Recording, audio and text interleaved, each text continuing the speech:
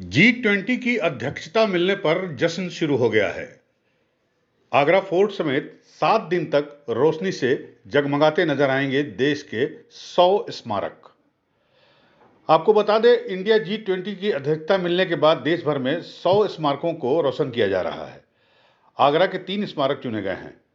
G20 का लोगो इन स्मारकों के बाहर लगाया जाएगा और साथ ही साथ कल्चरल कोर ग्रुप की बैठक भी होगी। विकसित और विकासशील देशों के समूह G20 की अध्यक्षता गुरुवार से भारत को मिल गई। एक वर्ष के लिए G20 की अध्यक्षता मिलने की खुशी में देश के 100 स्मारकों को 7 दिन के लिए रोशन किया जा रहा है। गुरुवार शाम से यह रोशनी में जगमगा उठेंगे। स्मारकों के बाहर G20 का लोगो भी लगाया जाएगा। भारत को G20 की अध्यक्षता 1 दिसंबर से 30 दिसंबर तक के लिए मिली है। एक वर्ष की अवधि में G20 देशों के प्रतिनिधियों के साथ ही अंतर्राष्ट्रीय संगठनों की बैठकें भी होंगी। शिखर सम्मेलन 9 और 10 सितंबर को दिल्ली में होगा।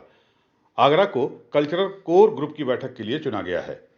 इस बीच संस्कृति मंत्रालय ने देश के 100 स्मारकों को 1 से 7 दिसंबर की अवधि में रोशन करने का निर्णय लिया है। आगरा में आगरा किला, फतेहपुर सीकरी और सिकंदरा को रोशन करने के लिए चुना गया है। इन्हें गुरुवार शाम से रोशन कर दिया गया है। इनको लेकर आगरा के जिलाधिकारी ने फतेहपुर सीकरी का निरीक्षण किया। आगरा डीएम नवनीत चहगल दरगाह पर भी पहुंचे और उन्होंने वहां का निरीक्षण किया। आपको बता दें, स्मारकों पर साल भर तक G20 का लोगो लगा रहेगा। देखिए, डिस्ट्रिक्ट आगरा में फतेहपुर सीकरी एक इम्पॉर्टेंट ASI का संरक्षित मॉन्यूमेंट है और G20 की चेयर अब इंडिया के पास आ गई है। इसके बाद आज से लेकर अगले 7 दिन तक आगरा जनपद के 3 जो हमारे मॉन्यूमेंट्स है उनको 7 दिन तक लाइट किया जा रहा है, जिसमें फतेहपुर सीकरी, आगरा फोर्ट और सिकंदरा जो मॉन्यूमेंट है वो इंक्लूडेड है। इस अवसर पर क्योंकि अगले 1 साल इंडिया के पास ये चेयर रहेगी, तो इस दौरान विभिन्न G20 कंट्रीज़ के सीनियर डेलीगेट्स, मिनिस्ट्रियल लेवल जो हमारे गेस्ट्स हैं उनके आने की उम्मीद है और मीटिंग्स भी होंगी, कॉन्फ्रेंसेस भी होगी।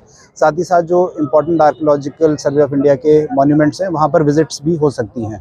उस पॉइंट ऑफ व्यू से आगरा के सभी डिपार्टमेंट्स के साथ एक मीटिंग करके, डिस्कशन करके जो हमारे रीडेवलपमेंट के या रेनोवेशन के या कुछ और ब्यूटिफिकेशन के प्लान्स है उस संबंध में कार्य योजना ली गई है। साथ ही साथ जो हमारे इम्पॉर्टेंट मॉन्यूमेंट्स हैं जैसे आगरा फोर्ट, फतेहपुर सीकरी या सिकंदरा, एतमादुद्दौला या हमारा ताजमहल है, इन सभी पर आवश्यक जो टूरिस्ट की सुविधाएं वो अच्छी हो, साफ़ सफाई की व्यवस्था हो, ब्यूटिफाइड हो, जहां रेनोवेशन के वर्क्स होने हैं वो समय से हो जाएं। इन सब चीज़ों के ऊपर भी एक तरीके से सुपरविजन किया जा रहा है। इसमें हमारे जो विभिन्न विभाग के अधिकारीगण हैं, ASI है, नगर निगम है, हमारा डेवलपमेंट अथॉरिटी है, रेवेन्यू डिपार्टमेंट और पुलिस डिपार्टमेंट के ऑफिशियल्स हैं, सभी लगकर ये इंश्योर करा रहे हैं कि आगरा का एक बेहतर चेहरा हम पूरे विश्व के सामने रख सकें। फतेहपुर सीकरी में आपने आज क्या देखा? क्या आपको यहाँ सुधार की आवश्यकता दिखती है? यहाँ पर ASI के द्वारा विभिन्न स्थानों पर रेनोवेशन का काम पहले से ही चल रहा है, कुछ और काम कराए जाने हैं, तो विभिन्न कामों के लिए एक डेडलाइन जो है इन्होंने फिक्स की हुई है। कुछ कार्य 31 दिसंबर तक हो जाएंगे, कुछ कार्य 15 जनवरी तक हो जाएंगे। हम उम्मीद कर रहे हैं कि अगले 1 से 2 महीने में जो रेनोवेशन के काम है, कुछ जगहों पर ब्लैक स्पॉट्स वगैरह यहाँ पर आ गए हैं, उनको इम्प्रूव करने के निर्देश दिए हैं। यहाँ पर एक सेक्शन जो हमारा टूरिस्ट के लिए एक हैंड बुक्स या गाइड बुक्स देने वाला है, उस सेक्शन को इल्यूमिनेट करने के लिए, लिट करने के लिए निर्देश दिए गए हैं, ताकि वो टूरिस्ट के लिए एक अच्छी जगह पर जो भी लिटरेचर है फतेहपुर सीकरी से रिलेटेड या अन्य जो मॉन्यूमेंट से रिलेटेड है वो अच्छे से हम उनको दे सकें।